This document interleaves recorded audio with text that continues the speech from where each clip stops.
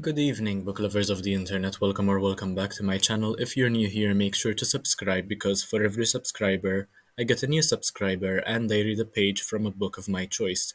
So I have about 30 shorts left to have uploaded 100 shorts in one day, and that is something that I haven't done before on any platform and on any channel. But anyway, this video is about a poem I wrote for a creative writing class I am taking at university. So if you know me quite well, you know that I am a huge fan of Bo Burnham's work. I've memorized a lot of his work as well, and you'll probably know that he has a very short, more of a snippet rather than song called A World on Fire. And Bo Burnham was a huge source of inspiration for me when I was writing this poem entitled Just the Same.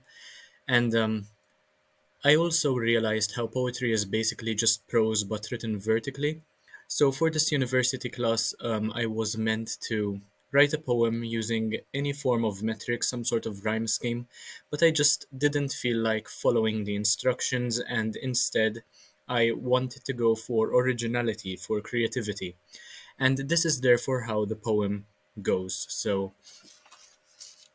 as I mentioned, it is called The World on Fire, and it's only one stanza long, a couple of verses. I think it's about 14 verses, though it isn't meant to be a sonnet in any way. So, it had started in a classroom, the flames masticating on wood and steel indiscriminately, chairs and desks, windows and tiles, students and teacher. They wouldn't have been able to make it out in time anyway. A single cheery thought fluttered through a fly's head. As it flew out the vent, I made it. Humans and their burnt flesh. Though the fire contained in that room, the arsonist had no intention of stopping.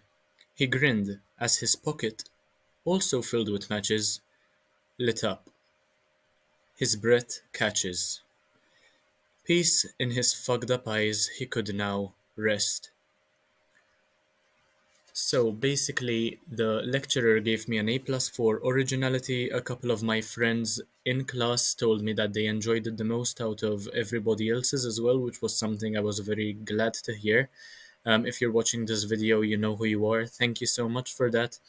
However, I apparently got a 0 for failing to understand the rubric. Although I understood the rubric because I read the instructions quite well, I just didn't pick to follow them.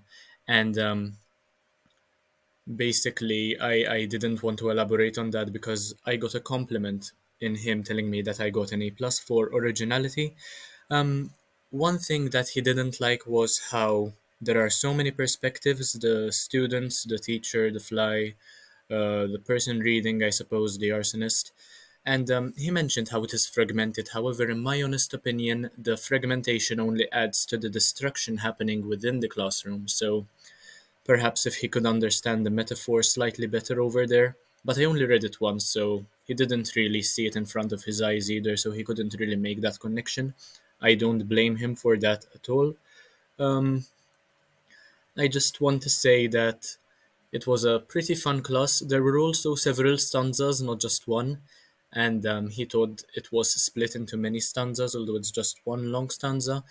Honestly, this took me about 2 minutes to write. I think it was some sort of divine inspiration or whatever.